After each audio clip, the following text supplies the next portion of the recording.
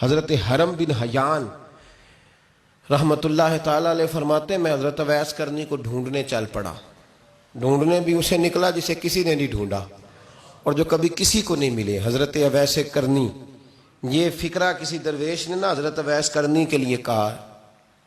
یہ فکرہ پورا فیٹونی پہ آتا ہے. اسی کسے دے کچھ نہیں جے لگ دے تے نہ کوئی ساڈا دردی، کوئی یارانہ نہیں، کوئی دوستانہ نہیں.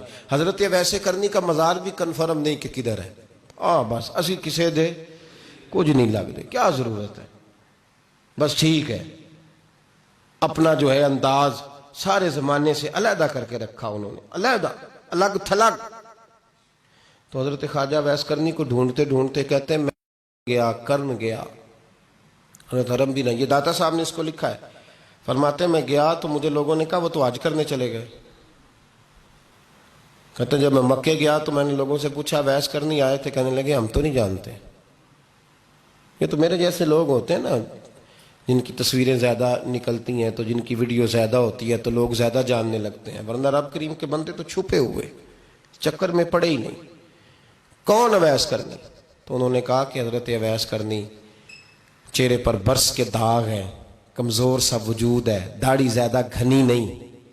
جب حالات بتائے تو کہنے لگے اس طرح کا ایک شخص آیا تھا، اس نے طواف کیا تھا. پہلے بھی دنیا کرتی ہے پر جب اس نے کیا ہے نا تو اس کے طواف نے وہ خود بھی رویا ہے اور بھی بڑے روئے ہیں. وہ جب حجر اسود پہ آیا ہے تو رنگ بدلتا دیکھا ہے. کہا وہ کدھر گئے؟ کہنے لگے پورا نہیں پتا، اتنا ضرور خبر ہے کہ ان کے انداز بتاتے تھے کہ اب مدینے جائیں گے. تو جناب حرم بن حیان کہتے ہیں پھر میں مدینے گیا، میں نے خواجہ اویس کو ڈھونڈا. میں نے کہا یار میں نے حضرت خواجہ اویس کرنی کو ملنا ہے، کسی نے بتایا ہے کہ وہ مدینہ شریف آئے. تو لوگ کہنے لگے ہم نہیں جانتے وہ کون ہے. لیکن نا دنیا جان گئی، دنیا میں بڑا کچھ ہو گیا. بائی نیم لوگ جاننے لگے، ہوٹلوں پہ پہچاننے لگے، سڑکوں پہ پہچاننے لگے. لیکن بات تو یہ ہے کہ جن کو پہچاننا چاہیے اگر وہ پہچان لیں پھر تو بڑی بات ہے، پھر تو بڑی بات ہے. لیکن اگر وہاں ہی پہچان نہ ہو سکے تو پھر تو معاملہ بڑا الگ سا ہے نا.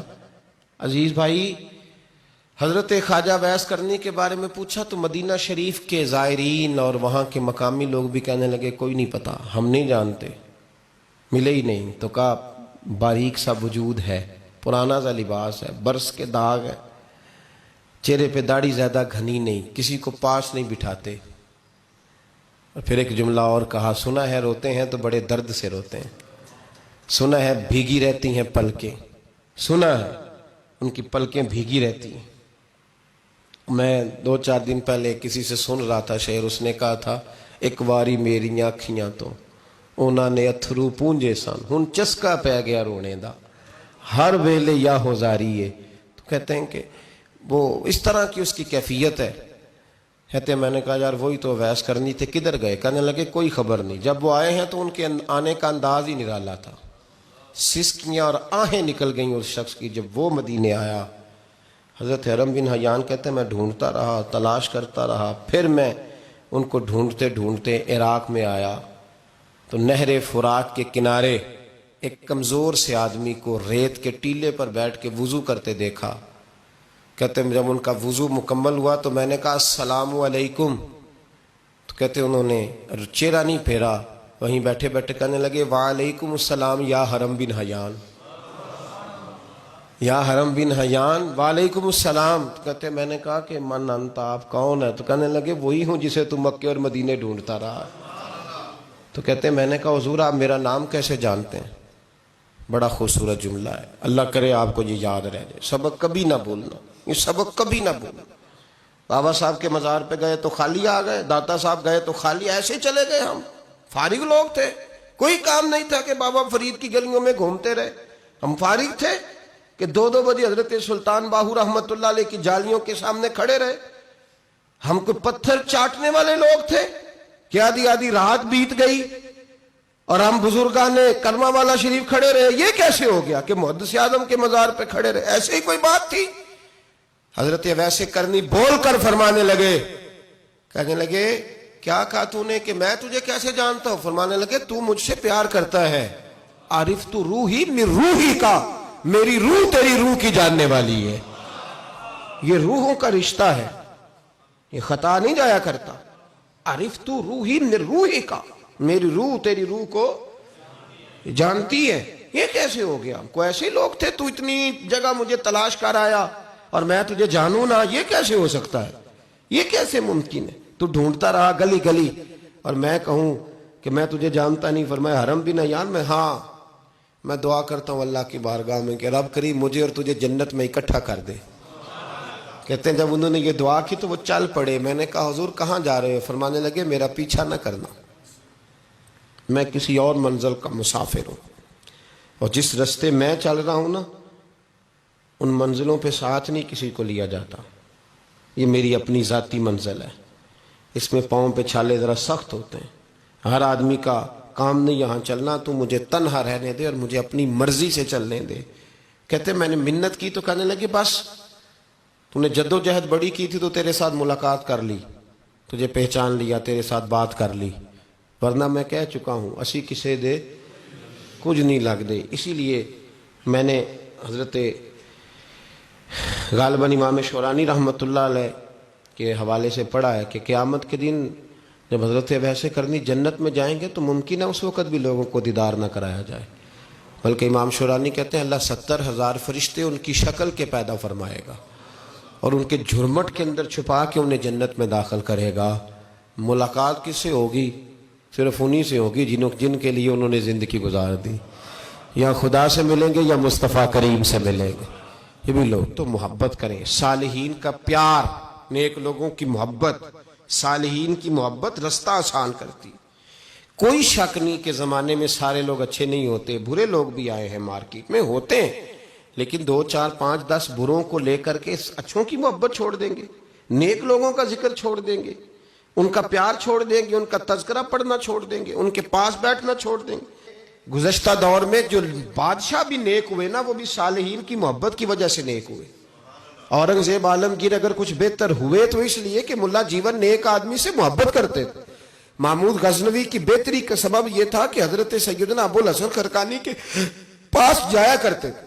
صالحین کی محبت نے بادشاہوں کے رخ بدلے، بادشاہوں کے. ان لوگوں کو پیار تھا تو حالات جہانگیر بادشاہ جایا کرتا تھا خواجہ اجمیر کے آستانے پر، تو لوگ کہتے ہیں کہ بڑے سخت دنوں میں بھی ہم اس کی آنکھوں میں آنسو دیکھا کرتے تھے. درد والی جگہ پہ جاتے تھے نا لوگ تو درد مند ہو جاتے. اس لیے صالحین کا پیار کبھی نہ چھوڑے، کبھی نہ چھوڑے. میرے بھائی کپڑوں پہ مٹی پڑ جائے نا تو کپڑے دھوئے جاتے ہیں، اتار کے پھینکے نہیں جاتے. چیزیں غلط ہو جائیں تو گرد جھاڑی جاتی ہے. اس نظام کو چھوڑا، صالحین کا پیار کبھی نہ چھوڑنا، کبھی نہ چھوڑنا. رب کریم کے بندوں کی محبت اللہ تبارک و تعالیٰ کے قریب کرے گی آپ کو. اللہ کے بندوں کی محبت آپ کے اندر جلوے پیدا کرے. اور اگر آپ ان کو پڑھیں گے، میں جب پاک پتن شریف جاتا ہوں یا کسی مزار پر میں کھڑا ہوتا ہوں نا تو وہ جو حالات پڑے ہوتے ہیں نا ان بزرگوں کے، وہ سامنے آتے ہیں کہ یہاں خواجہ نظام الدین محبوب الہی تشریف لائے. دیکھیں نا اگر کوئی بندہ سوچے تو ہو سکتا ہے کہ اس کا کلیجہ پھٹنے کو آئے. جب خواجہ نظام الدین صاحب کہتے ہیں کہ جو باب جنت ہے نا بابا فرید صاحب کا، کہتے ہیں ایسی باب جنت نہیں. فرماتے ہیں جب بابا صاحب کا وصال ہوا تو بابا صاحب وہیں لیٹے ہوئے تھے جہاں آج ان کی مزار ہے، اور ان کے سرانے بالکل جس جگہ کو لوگ باب جنت کہتے ہیں وہاں میں نے رسول پاک کو کھڑے ہوئے دیکھا ہے. اب کوئی آدمی حضور کی خوشبو محسوس، اس کا ایک ارادہ بن گیا نا کہ یہاں حضور کھڑے تھے، اس پر کیفیت کیا طاری ہوگی، اس پر انداز کیا ہوگا، اس پر وارد کیا ہوگا، وہ کہاں پہنچ جائے گا 1-2 منٹ کے اندر. تو یہ تو اس وقت ہے جب اس کے محسوسات ہوں گے، جب وہ نظریاتی طور پر اس بات سے متفق ہوگا، جب وہ خوشبو محسوس کرنے کی صلاحیت رکھتا ہوگا. ایک بات عذرائے محبت ہے، کہہ دیتا ہوں چونکہ سوالات ہوتے رہتے، کہہ دیتا ہوں. اعلیٰ حضرت کے ایک مرید تھے مولانا حشمت علی خان صاحب رحمۃ اللہ، بڑے تگڑے آدمی تھے. جن لوگوں کی پوزیشن بڑی سخت فاضل لوگ ہوتے ہیں نا، اور حاضر جواب 1 منٹ سے پہلے. پاک پتن شریف گئے تو باب جنت سے گزر کے آئے. باب جنت سے کسی ہمارے عالم نے نہیں لکھا کہ جب وہاں سے گزر گیا اب توبہ نہ کرے اور کوئی اچھا عمل نہ کرے تو جنت میں جائے گا. بس یہ کہا کہ ایک دروازہ ہے جہاں خواجہ نظام نے حضور علیہ السلام کو کھڑے دیکھا، گزر جائے کوئی تو الحمدللہ اس کے لیے ایک برکت ہے. لیکن کسی شخص نے یہ نہیں کہا کہ اب وہاں سے نکل کے آ جائے اور معاذ اللہ جھوٹ بولے، جو مرضی کرے اور کہ میں جنتی ہو گیا. یہ معنی کسی بندے نے بھی بیان نہیں کیا. ہاں وہاں سے گزر کے آئے، سچی توبہ کرے، بعد میں اپنے اعمال پہ محنت کرے، اللہ اسے برکت عطا کرے گا.